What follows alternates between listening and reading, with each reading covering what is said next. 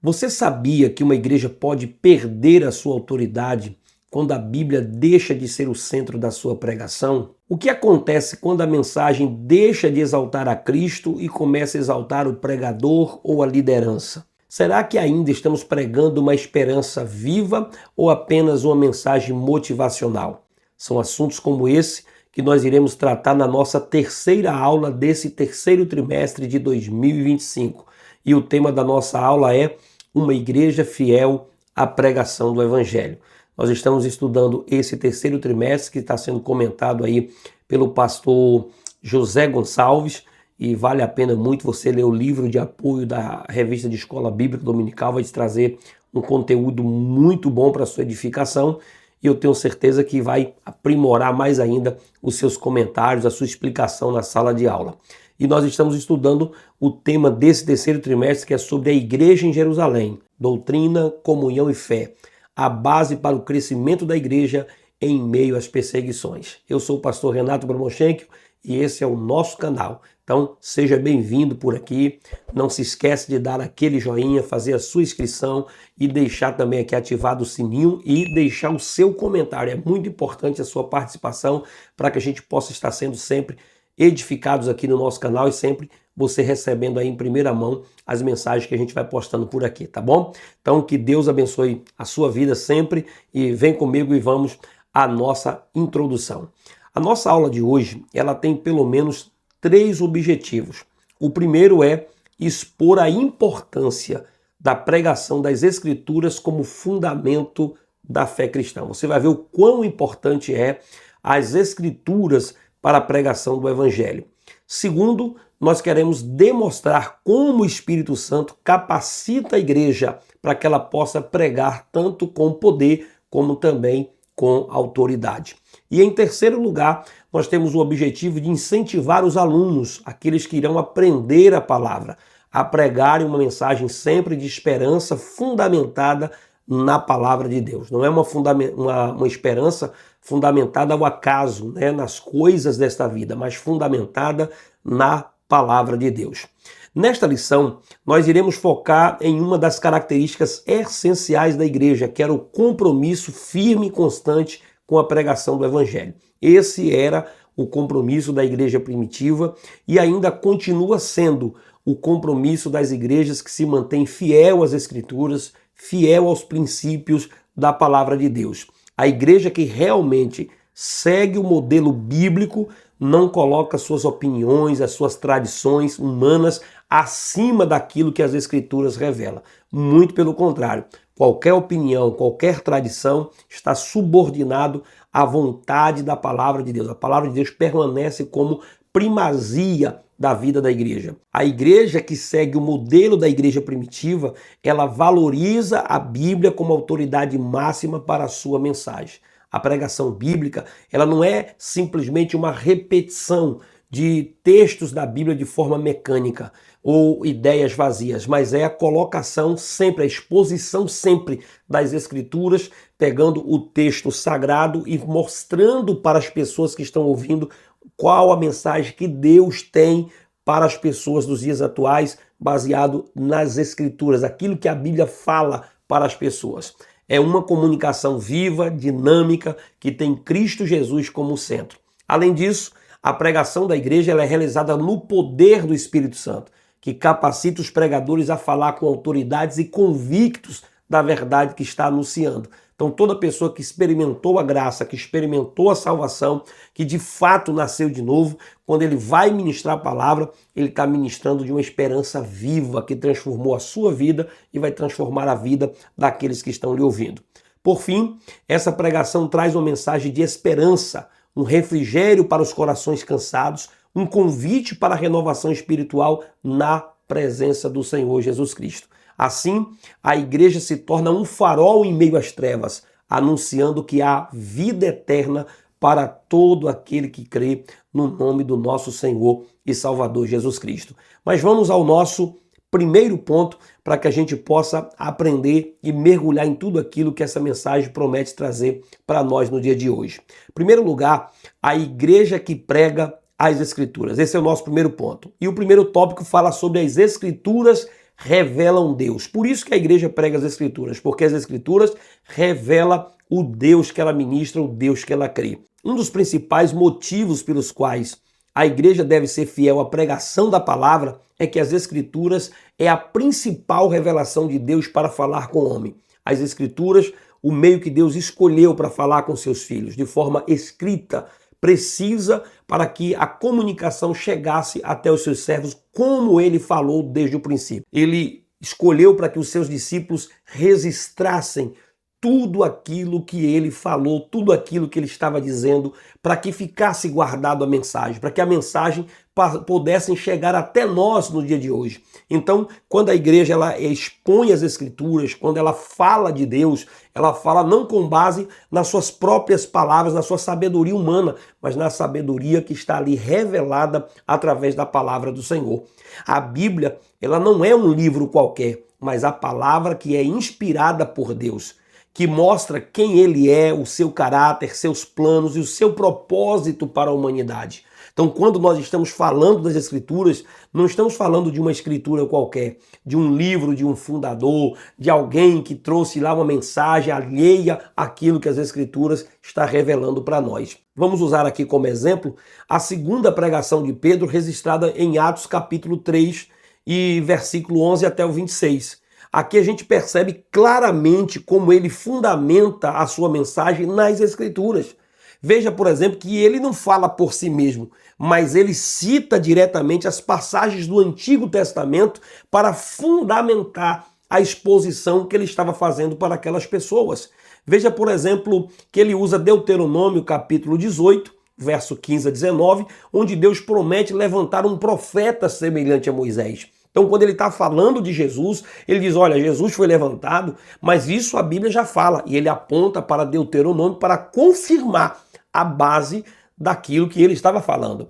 Em Gênesis capítulo 28, verso 18, ele fala da promessa que Deus tinha feito a Abraão. É o próprio Pedro fazendo referência às Escrituras.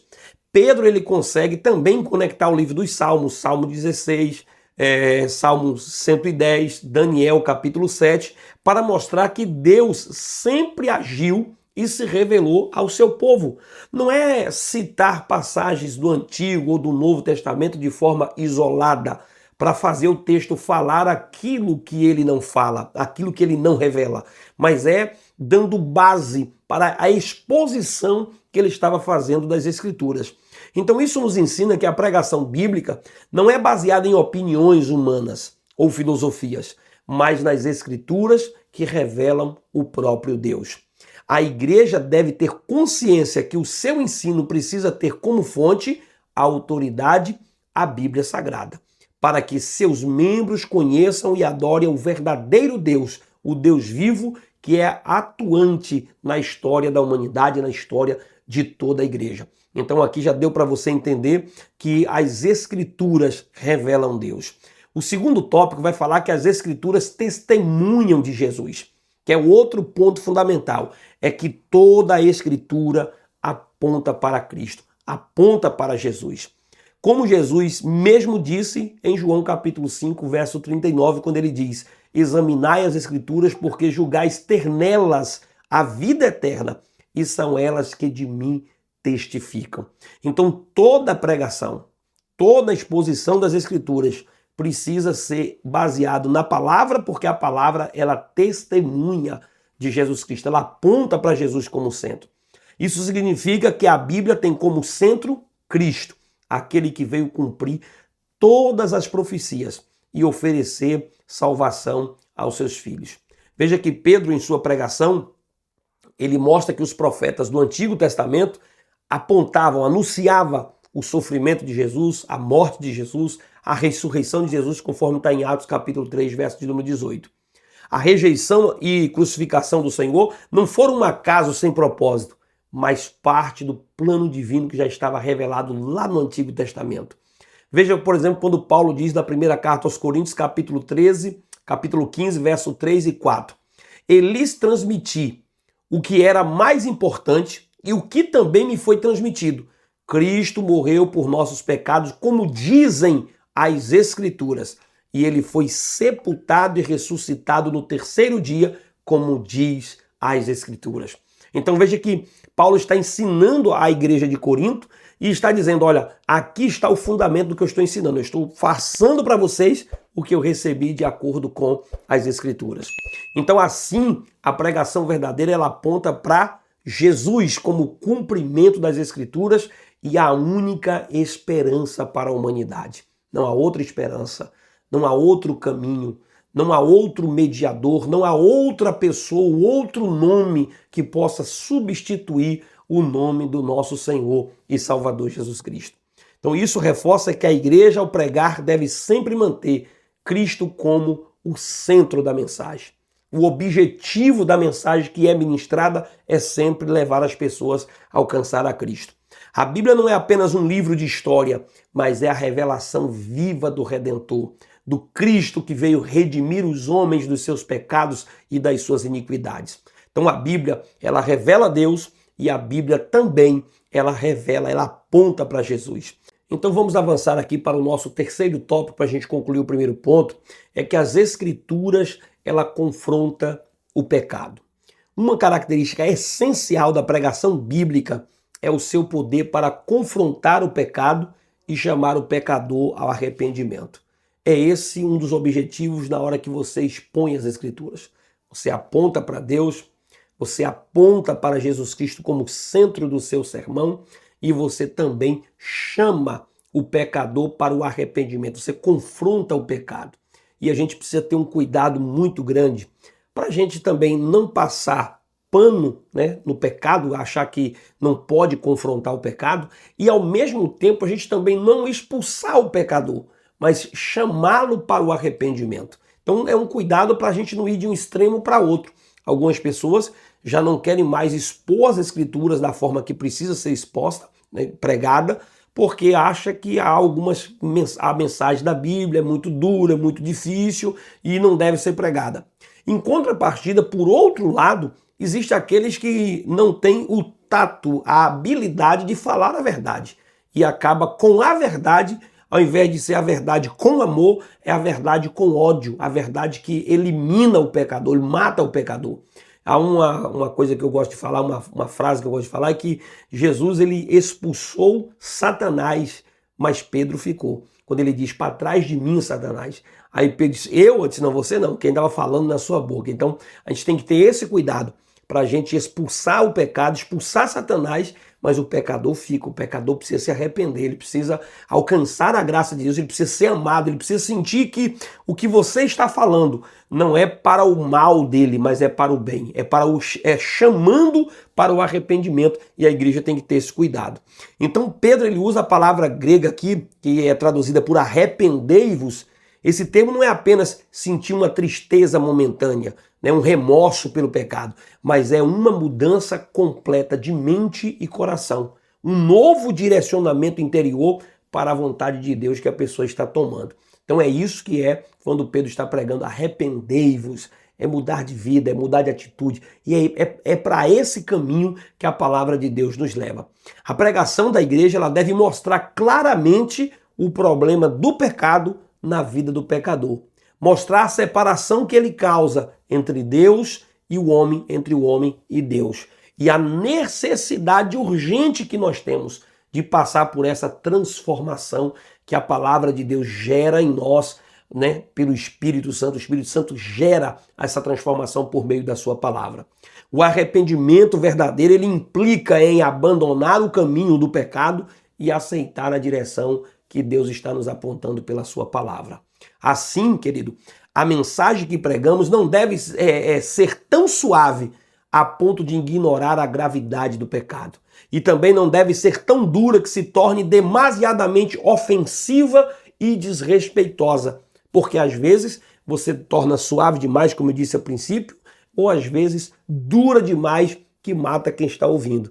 É mais ou menos aquela ideia que a gente tem do remédio. O remédio ele não pode matar o paciente.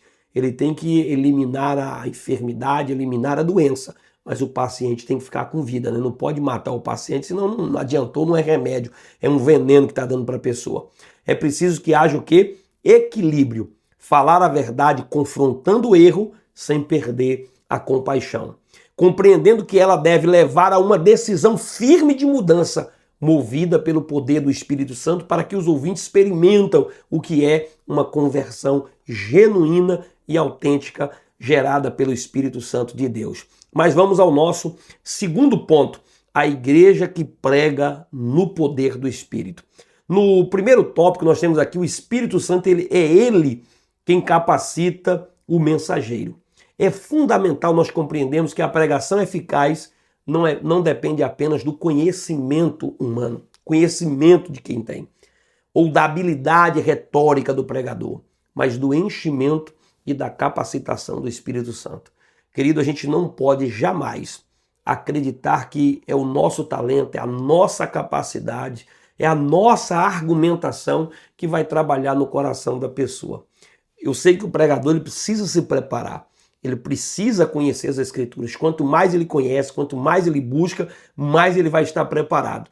Mas a gente tem que entender que é o Espírito Santo que vai capacitar, que vai usar a nossa forma de falar, o nosso talento, aquilo que ele nos deu. Ele vai usar como uma ferramenta precisa para que a gente possa alcançar o coração daquele que está ouvindo a palavra. Veja que no relato de Atos 3, vemos Pedro cheio do Espírito Santo, enquanto ministrava, o que mostra que ele não pregava segundo a sua própria capacidade, mas sob a unção divina. Há um detalhe importante que está no verbo aqui no grego, atenizo, traduzido como fixar os olhos, em Atos capítulo 3, verso 4, quando Pedro e João olham para o paralítico. Veja que esse verbo aqui, conforme explica o estudioso Strong, que no Novo Testamento esse termo é usado para descrever momentos de revelação, reconhecimento ou atenção especial, geralmente ligados a acontecimentos divinos ou miraculosos. Então isso nos lembra que o verdadeiro mensageiro do Evangelho, o verdadeiro pregador do Evangelho, ele precisa ser cheio do Espírito Santo para que a sua mensagem tenha um poder eficaz, para que a pessoa consiga entregar o seu recado e a mensagem de Deus trabalhe no coração, o Espírito Santo trabalhe no coração da pessoa por meio daquela mensagem que é ministrada. Porque senão você vai apenas assumir o púlpito da igreja, vai assumir ali a frente da escola, da palestra, do lugar que você vai ministrar, e não vai passar de uma palestra, de um conhecimento. Talvez vai até impressionar as pessoas com o conhecimento que você tem, mas não vai conseguir convencê-las, porque isso é uma ação feita pelo Espírito Santo, é o Espírito Santo. O próprio Pedro, ou Paulo, melhor dizendo, ele fala diversas vezes, não fui a voz com palavras persuasivas, mas no poder do Espírito Santo. Veja que muitos pregadores se dedicam apenas ao conteúdo e poucos à oração, à comunhão, a uma vida diária com o Espírito Santo. Às vezes o camarada só está preocupado em ler, é necessário. A gente vê muito pregador menino também, sem conhecimento, sem fundamento, sem nada. E isso é prejudicial também para a exposição das Escrituras. Mas acima de tudo, para expor as Escrituras, a gente não pode abrir mão de ter uma vida cheia do Espírito Santo. Não há pregação movida pelo Espírito que não seja antes movida pela oração. A palavra só ganha vida quando ela nasce de joelhos dobrados, de vidas que estão curvadas, dobradas diante de Cristo, reconhecendo o poder e a unção do Espírito Santo que nos capacita para falar o coração das pessoas. A pregação no poder do Espírito, ela não é opcional, ela é o padrão bíblico para que a igreja possa impactar a sua geração e a geração do nosso tempo. Uma época dessa, como muitos corações estão fechados, duros, fechados pelas ideologias, pelas filosofias, pelos conhecimentos do século presente, a gente precisa alcançar esses corações por meio da unção do Espírito Santo, porque só Ele tem o poder de penetrar nos corações e falar com as pessoas por meio da sua palavra. Glória ao nome do Senhor Jesus. Mas vamos ao nosso segundo tópico, fixar os olhos. Essa expressão de fixar os olhos também aparece em outras situações em Atos, sempre associadas a pessoas cheias do Espírito Santo. Veja, por exemplo, quando Paulo olhou fixamente para o homem paralítico na cidade de Listra, em Atos capítulo 14, verso 9.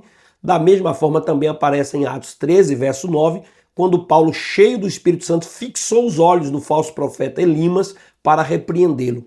Então isso reforça que o Espírito Santo não apenas capacita para a pregação, mas também dá discernimento, autoridade e poder para agir em nome de Deus. Então a gente precisa entender que a igreja que prega no poder do Espírito, né? Essa é a igreja autêntica, a igreja que está seguindo o modelo da igreja primitiva.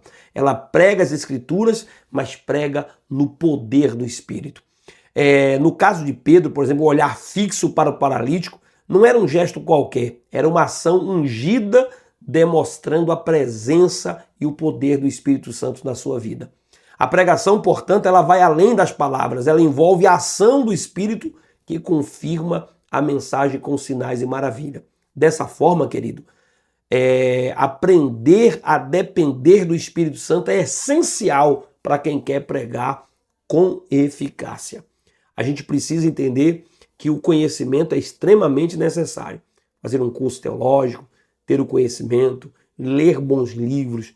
Toda vez que receber um convite, né, da igreja, às vezes ali vem o tema que é te dado para você estudar, então você vai estudar aquele tema, mas acima de tudo você também vai se preparar espiritualmente, orando, buscando a direção de Deus, para que no abrir da sua boca, a palavra que você vai ministrar não venha apenas do seu conhecimento, mas que o Espírito Santo lhe direcione para que a palavra que você vai ministrar naquela noite, naquele evento, naquele dia, naquela hora, venha a ser uma palavra direcionada do coração de Deus para alcançar o coração das pessoas. Então, dessa forma, a gente precisa depender do Espírito Santo. Não basta apenas falar, é preciso estar revestido de unção e direção do Espírito Santo para que o Evangelho chegue ao coração com poder. Glória ao nome do Senhor Jesus. Ainda aqui no terceiro tópico, o Espírito glorificará Jesus. Outro ensino fundamental é que o Espírito Santo nunca age para exaltar os homens, mas sempre para glorificar Jesus Cristo. João capítulo 16, verso 14. Isso é um princípio básico da pregação. Toda vez que nós vamos nos colocar de pé para falar do amor de Deus, da graça de Deus, e estamos cheios do Espírito Santo, os dons que o Espírito Santo nos dá, não é para glória do nosso nome, é para glorificar, é para que o nome do Senhor Jesus venha a ser glorificado. Algumas pessoas acham que é apenas o tempo moderno, o tempo presente, que acontece essa vaidade de querer o orgulho e a atenção para si. De fato, acontece sim, talvez na era presente de forma muito exagerada isso, mas sempre ocorreu. Pessoas interessadas em atrair para si, em buscar para si a glória de Deus, né? Em querer que o seu nome seja glorificado. E um dos princípios básicos da pregação, Jesus é o centro. Cristo deve estar no centro, não é o pregador, não é o público, não é a denominação, não é qualquer outra coisa. É Cristo que deve ser glorificado, é Ele que faz, é Ele que opera, é Ele que convence, é Ele que realiza, Ele é o centro da nossa mensagem. Cristo deve estar no centro sempre. No episódio da cura do paralítico, Pedro deixa isso muito bem claro em Atos capítulo 3, verso de número 12, quando ele diz: homens israelitas, por que vos maravilhais disso? Ou por que olhais tanto para nós como se pelo nosso próprio poder ou santidade fizéssemos esse homem andar? Ele está dizendo, vocês estão achando que foi a gente que fez isso? Não, foi Jesus. Ele rejeita qualquer admiração voltada para si ou para João e aponta para Deus como o autor da cura. Sabe o que isso demonstra? Humildade, demonstra fé, reconhecimento que todo poder vem de Deus. Todo poder, toda ação miraculosa de poder, de ações de maravilha é Cristo. E nós não podemos ter uma falsa humildade, né? Uma vaidade disfarçada de humildade. Não. Toda a glória seja dada ao nome do Senhor Jesus Cristo. Se pregamos, se cantamos, se dirigimos um culto, se pastoreamos, tudo que fazemos tem que ser para a honra e glória do nome do Senhor. Portanto, a verdadeira pregação não é um show de oratória humana, nem um espetáculo para conseguir, discípulos para si, seguidores para si. Não. A ideia sempre em pregar o evangelho, em pregar a palavra, é pregar para o nosso Senhor e Salvador Jesus Cristo. Não estou aqui dizendo que você não pode pregar na internet, não pode pregar na televisão, não pode pregar nos meios de comunicação. Seja onde quer que seja, na igreja, no templo ou na internet. Onde você pregar o evangelho, você não está pregando para atrair pessoas para si, a glória para si, mas é para atrair pessoas para Cristo, levar pessoas ao conhecimento de Cristo, para que o nome do Senhor seja glorificado. É um ato sagrado, inspirado e guiado pelo Espírito Santo, cujo propósito é revelar Cristo Jesus como Salvador. Quando a pregação desvia o foco de Jesus para o homem, ela perde a sua essência e o seu poder espiritual.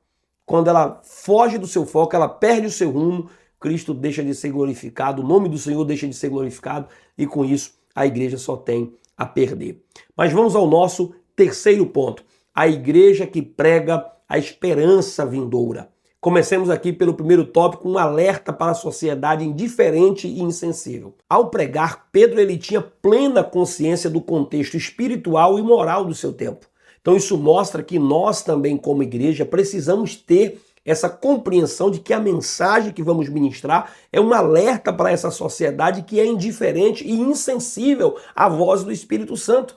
Assim como os apóstolos tiveram resistência ao seu tempo na hora da exposição das Escrituras para um grupo de pessoas que era insensível, também haverá insensibilidade no tempo presente.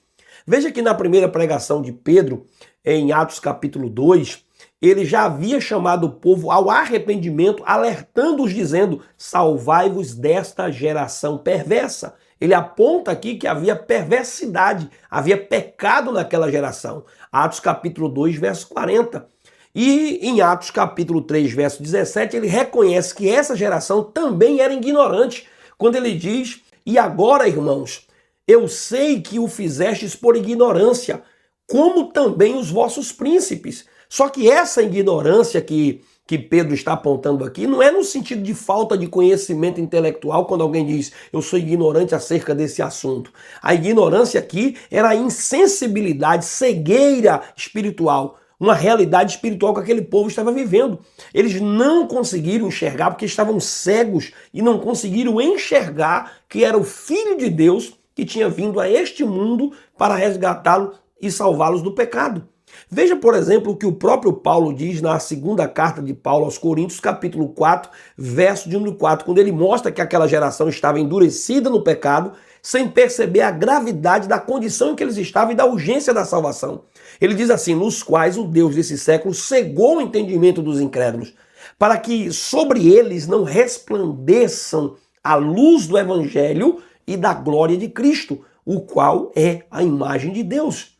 Ou seja, Paulo está apontando, mostrando que os irmãos ali, aquela sociedade, né, de Corinto, mostrando para os irmãos que a sociedade de Corinto era uma sociedade que estava alheia, com o coração endurecido com a gravidade do pecado e sem entender a urgência da salvação. E a gente precisa também lembrar que quando nós estamos pregando, nós estamos alertando a sociedade quanto à indiferença e à falta de sensibilidade que eles têm com relação à pregação do Evangelho.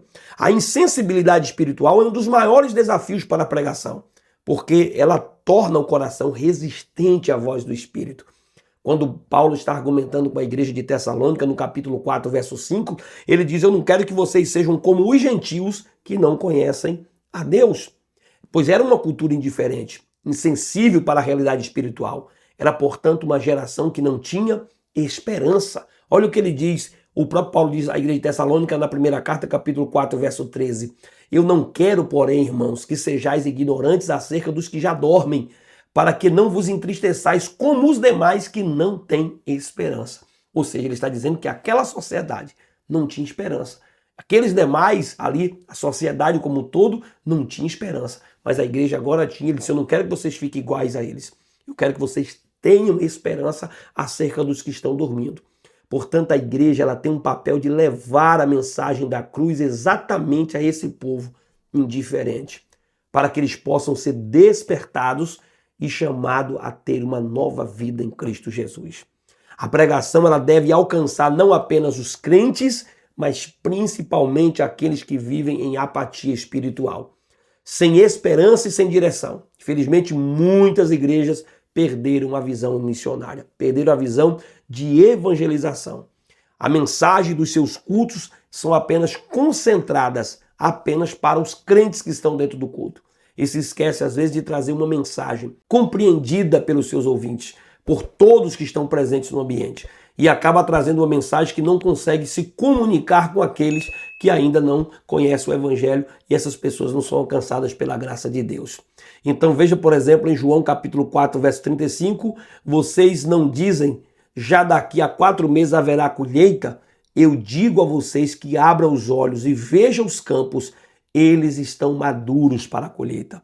Aqui foi Jesus despertando os seus discípulos, fazendo a ilustração com relação ao campo, dizendo, vocês acham pela visão de vocês que faltam 4 meses para fazer a colheita, mas eu vos digo que o campo já está maduro, e não se referindo à questão local da plantação, humanamente falando, mas mostrando no aspecto espiritual, dizendo já é hora, já é tempo de começar a colher frutos e ganhar almas para Cristo. Então a igreja precisa ter essa visão missionária, essa visão de que ela precisa levar as pessoas a ouvir a palavra e chamá-las ao arrependimento. Muitas igrejas estão fechadas entre 4 paredes, voltadas apenas para si mesmo, sem se importar com os que estão se perdendo lá fora. E a igreja precisa se preocupar com as pessoas que estão lá fora. Cada um de nós, todos os dias, a gente sai de dentro da igreja, né? A gente vai para o culto, participa do culto, termina o culto às 8h30, 9 horas, e aí você sai do culto e vai para a sua casa. No outro dia a igreja vai trabalhar, né? Pega o ônibus, vai para o ponto de ônibus, pega o Uber, pega a lotação, a igreja vai para o trabalho. Né? Depois a igreja volta, a igreja vai para a faculdade, a igreja vai para a escola, porque a igreja é eu e você, nós somos a igreja de Cristo. E durante todo o dia a gente não fica ali nas 4 paredes, mas a gente está deixando, né, de servir a Deus fora das 4 paredes. Às vezes estamos só apenas no momento do culto, mas no dia a dia a gente não consegue comunicar esse amor, essa graça e essa comunhão com as pessoas. Falta um olhar de dentro para fora. Um coração que se compadeça desta geração que caminha rumo à perdição. Precisamos urgentemente disso. E que Deus nos desperte por meio da sua palavra.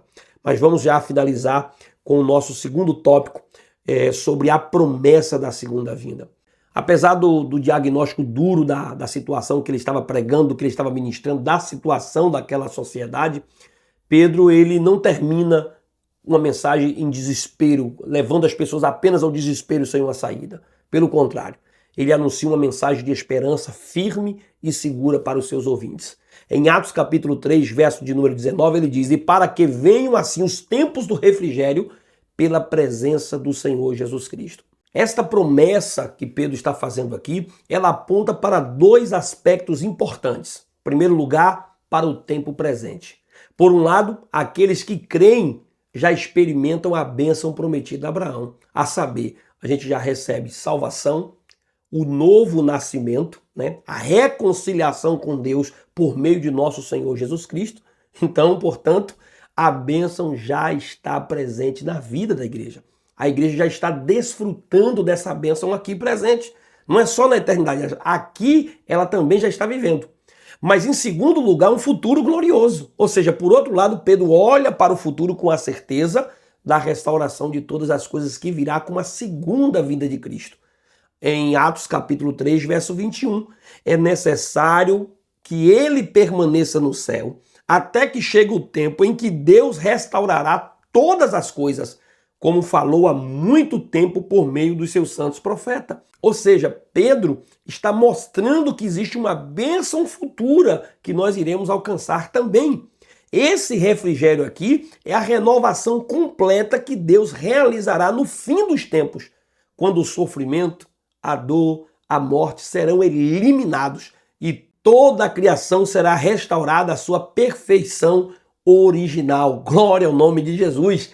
Veja que bênção que nós estamos recebendo, que nós recebemos com essa promessa que Pedro está ministrando. Então a igreja tem assim uma mensagem que oferece esperança para os desesperados, segurança para os temerosos e direção para aqueles que estão perdidos.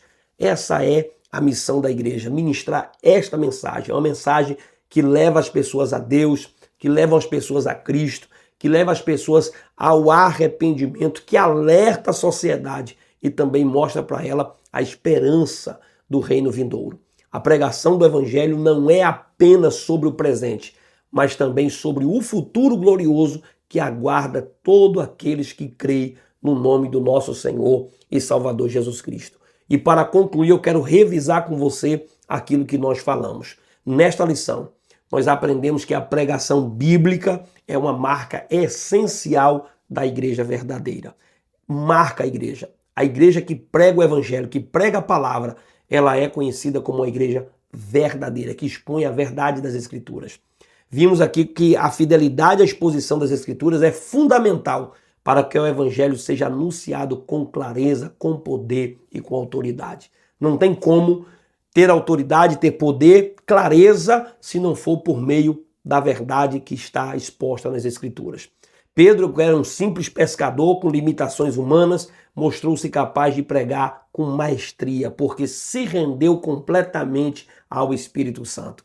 Seja qual for o seu grau de formação, intelectual, de conhecimento, de faculdades, ou que não tem faculdade, que tem conhecimento, que não tem conhecimento, não importa. Se você se lança aos pés de Cristo e é cheio do Espírito Santo, você vai pregar com autoridade. Ele vai te usar para ser um canal de bênção na mão dele e vidas vão ser alcançadas para a glória do nome do Senhor. Foi essa plenitude do Espírito que deu poder à sua mensagem e transformou vidas.